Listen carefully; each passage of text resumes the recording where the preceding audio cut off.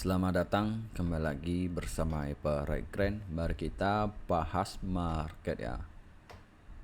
Harga emas berada di 2027 ya. Dan sekarang lagi retest trendline ya, lagi retest ya.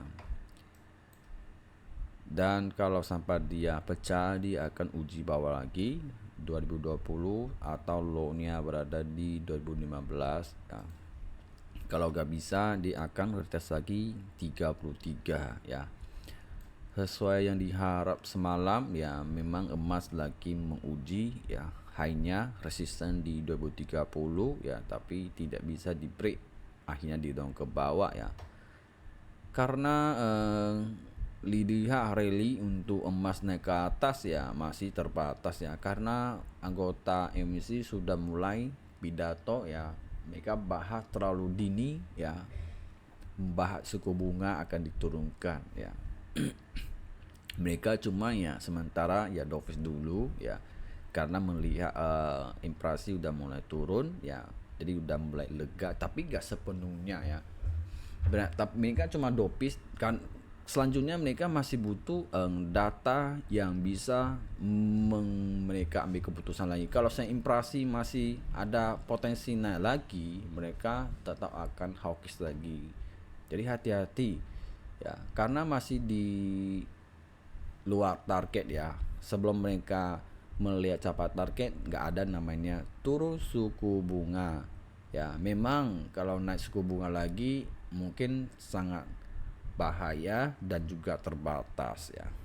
Jadi mereka benar-benar butuh data-data benar-benar yang mereka yakin bahwa bisa naik. Selama data tidak mendukung mereka naik, mereka tidak akan paling bertahan ya. Jadi dengan jangka yang panjang ya, kalau sejak fundamental ya.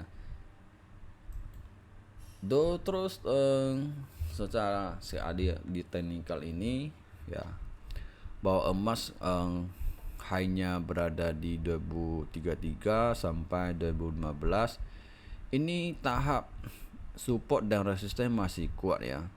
Jadi malam ini kan ada news nih, jadi akan dipecah salah satu ya. Kalau gak pecah akan mandi dalam lagi. Jadi semalam udah kasih kesempatan untuk uji atas ya, tapi naiknya terbatas. Jadi apakah malam ini akan uji ke bawah?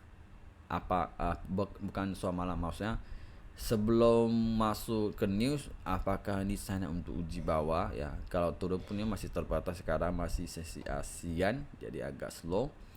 Jadi kalau dia turun, dia pasti akan uji lagi low-nya berada di 2020 ya, di sini. Kalau 2020 masih kuat, dia akan dorong ke atas lagi, ataupun dia turun uji low-nya di sini. Kalau dia turun ini masih kuat, dia akan retest lagi sekali lagi di atas ini ya, ataupun high-nya di 33 lagi begini ya. Ya kalau sampai ini break ya.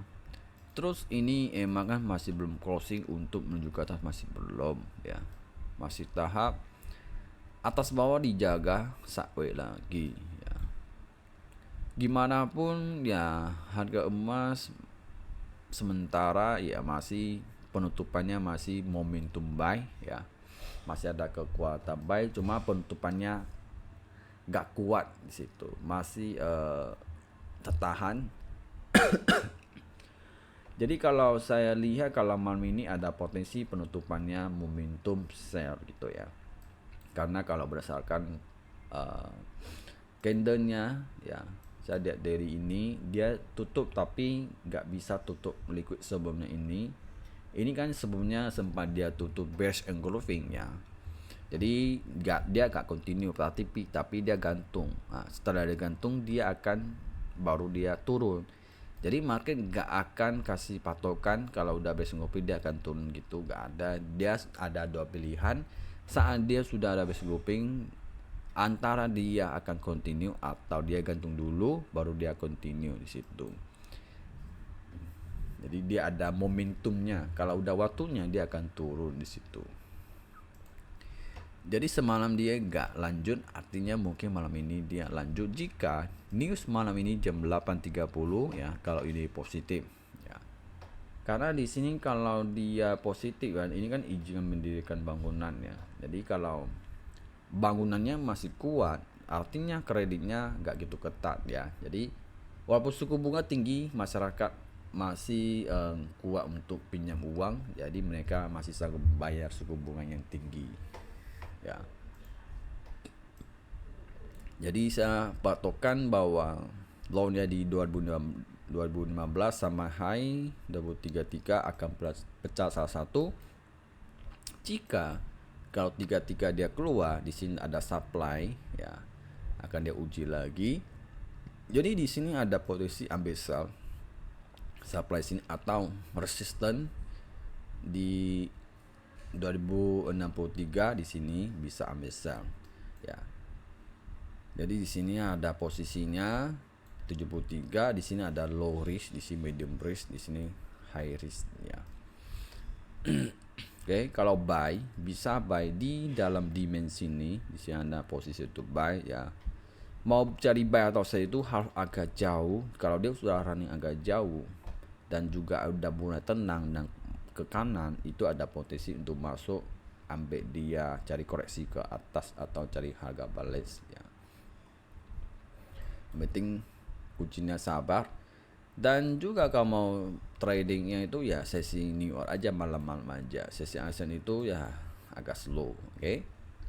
Jadi penutupan emas ini semalam momentum buy, tapi kelihatannya nggak kuat di situ ya, berdasarkan polanya. Oke. Saya tergantung gimana kalian ambil keputusan ya. Karena di sini masih ada support 2012 yang jaga. Kalau sampai dia break dan EMA sudah closing, akan lebih dalam lagi, continue ke bawah. Selanjutnya untuk minyak ya. Minyak ini sesuai yang diharap ya, setelah dia mulai retest dan mulai koreksi ya, dan ditahan, habis itu didorong naik tinggi, sempat berada di 74.500 ya. Minyak dinaikin tinggi itu karena ada sentimen yang mendorong ke atas ya. Apa itu ya? Karena ada perusahaan-perusahaan yang kirim minyak ya ke Laut Merah ya. Di situ ada militer Houthi ya. Ada Iran juga termasuk. Kalau siapapun yang lewat, mereka akan tembak drone gitu ya. Jadi bahaya. Jadi banyak yang hindar dari rute sana. Dan juga di Rusia juga ada potong produksi ya. Jadi situ ada masalah juga. Jadi takut permintaannya kuat, jadi pasokannya kurang, jadi sempat didorong ke atas ya. Dan kita bisa lihat bahwa akhirnya ya 72.300 ini sudah di break ya, sudah di break ya, sudah di break, sempat dia naik tinggi. Cuman dia tidak bisa break di atas harga seimbang berada di 73.600 di sini. Di sini ada harga seimbang. Sempat dia break tapi sempat dong ke bawah lagi ya, di sini masih kuat. Tapi sempat dia sentuh dan retest support di level 72.300, ada rejection juga. Ya, artinya di sini kuat. Nah, jadi ini saya lihat harga udah lumayan tinggi, harusnya dia cari koreksi dulu ke bawah ya. Ini udah koreksi, dia koreksi. Kalau dia koreksi ke bawah tapi masih situ-situ, artinya supportnya masih kuat, ada harapan untuk lebih tinggi lagi ya. Kalau dilihat tren besar,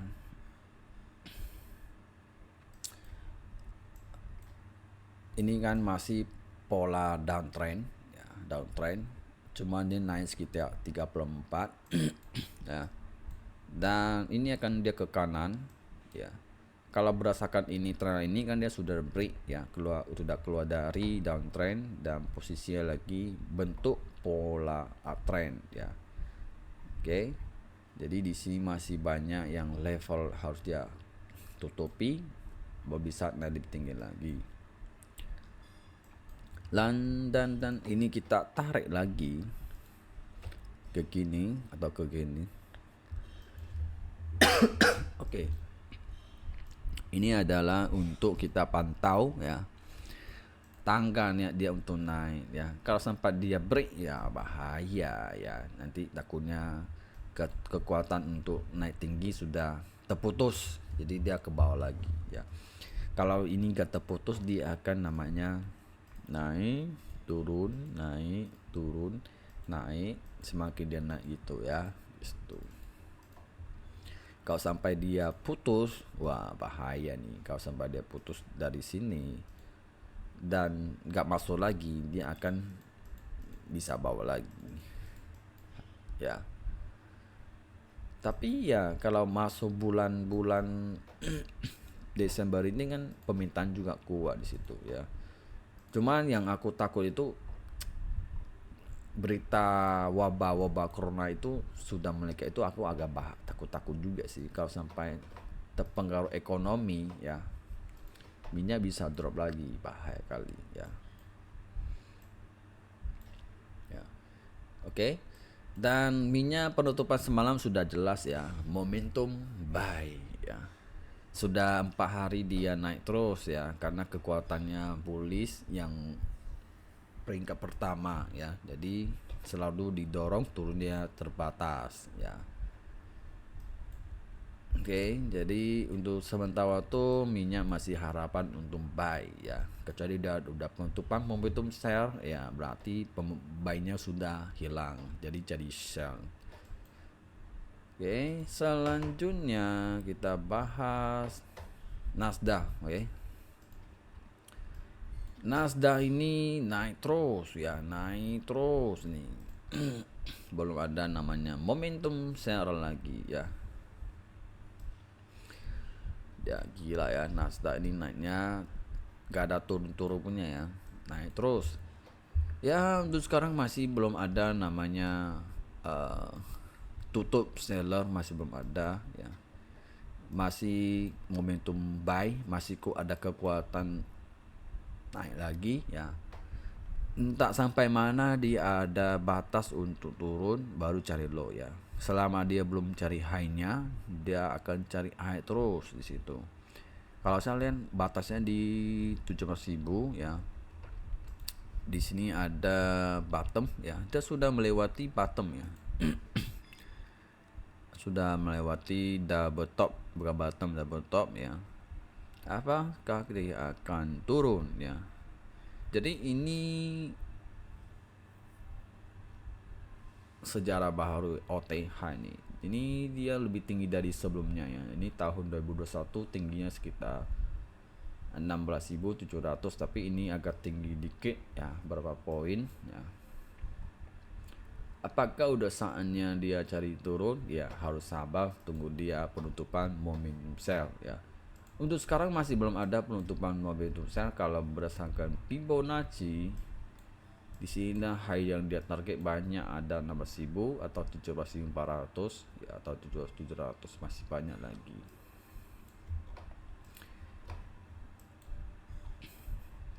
Cepat atau lambat ada saatnya dia akan cari low ya. Pada suku bunga itu masih terbang-bang lagi. Kalau sampai The Fed mengkorbankan ya suku bunga dengan angka yang tinggi dengan lama, juga hawkish bilang mau naik suku bunga lagi, Nasdaq ini bisa drop lagi ya. Sahamnya bisa turun lagi, jadi akan korbankan ekonominya ya. Jadi ya terus kalau lihat EMA ini 200 ini 16.300 itu adalah support yang terkuat ya. Selama harga tidak bisa break di sini ya, masih kekuatan bullish masih ada. Kalau dia break baru kekuatan bullish sudah agak ada. Oke, Nasdaq hati-hati. Belum bisa sell. Tunggu dia tutup momentum sell baru ambil sell. Ya. Jadi masih momentum bull ya. Karena ikut tren itu lebih beruntung. Counter trend boleh, tapi wajib SL dan hati-hati. Ya, selama ini saya selalu bahas Nasdaq selalu bull terus ya. Karena memang saya lihat belum ada kekuatan seller untuk sell, belum ada. Gimana mau sell ya? Kalau mau buy ya tunggu koreksi dulu baru buy aja, lebih aman. ya. Jadi kalau saya kalian tidak tahu momentumnya ya ikut aja, kalau lagi momentum bull ya cari buy aja di situ. Melihat resisten ada potensi break atau support masih kuat, masuk aja gitu aja. Ya. Buktinya kalau kalian sedang melihat kan udah tahu sendiri ya. Ya kan? Nah, naik terus saja kan. Baru di sini sempat terjadi mau seller tapi gagal ya. Dia mana tutup momentum buy. Ya, selama dia trennya lancar ya enak kita trading ya. Seandainya dia momentumnya saya udah lama, habis itu udah pre reversa waktunya momentum buy kan enak di situ. Jadi dia lancar. Kalau saya dia terjadi namanya momentumnya gak stabil, seandainya dia tiba-tiba tutup seller, habis itu berubah lagi buy-nya, sell lagi, buy lagi, sell lagi, itu susah. Berarti trennya masih belum pasti, masih ragu-ragu antara naik atau turun di situ. Jadi itu cocok metode yang main scalping naik turun itu cocok. Ya, kalau ikut momentum masih belum cocok di situ. Karena kita ikut malah dia loncat-loncat, itu susah kelemahannya, ya. Jadi untuk Bitcoin. Oke. Bitcoin sudah tutup momentum beberapa hari, 3 hari. Jadi hari ini dia masuk lagi ke momentum buy. Ya. Jadi momentum buy dia masuk kembali lagi, dan juga Bitcoin itu sementara agak susah. Jadi lebih ke fundamental. Ya, ini dia sempat dia udah tutup turun tekan. Sekarang dia membentuk lagi momentumnya uptrend lagi ya. Dan di ini dia sempat udah di break ini. Udah di break nih mau ke atas lagi. Ya. Hati-hati ya untuk Bitcoin. Jadi saya lihat Bitcoin ini memang turun untuk cari muatan aja, habis itu dia akan naik tinggi untuk tahun depan. Ya. Prediksi sih tahun kalau seandainya The Fed masih dovish ya, Bitcoin bisa naik ke 50.000 ke atas lagi. Masih tinggi lagi ya. Apalagi event-eventnya sekarang mendorong ya. Jadi hati-hati mau buy sell ya, semua perlu di analisa dulu dan resikonya diambil dulu ya.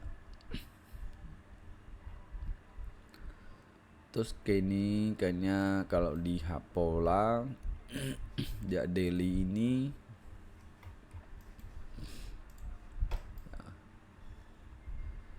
ini hampir sama kayak Nasdaq.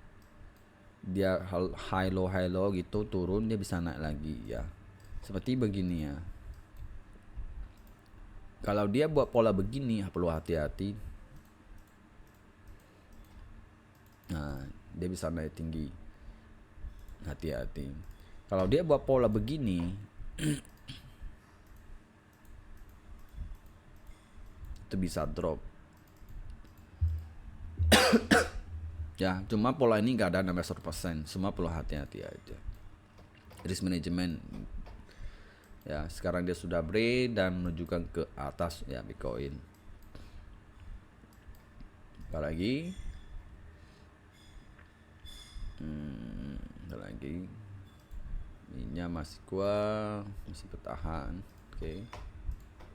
Enggak ada lagi. Oke, semoga bermanfaat dan baik.